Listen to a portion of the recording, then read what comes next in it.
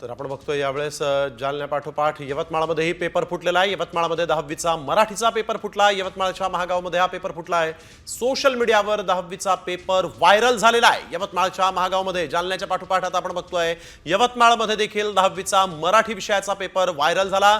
Paper फुटल्यामुळे एकच खळबळ माजलेली आहे। कॉपीमुक्त अभियानाचा यामुळे शिक्षण मंडळाचा पुरता फज्जा उडाला आहे। 10वीचा पेपर जो आहे मराठीचा तो सोशल मीडियावर व्हायरल झाला होता। यवतमाळच्या महागावमध्ये हा पेपर फुटलेला आहे। अनेकांच्या सोशल मीडिया अकाउंटवर हा पेपर जो आहे तो समोर आला होता। जालन्यापाठोपाठ यवतमाळमध्ये 10वीचा पेपर फुटल्याची माहिती समोर आलेली आहे।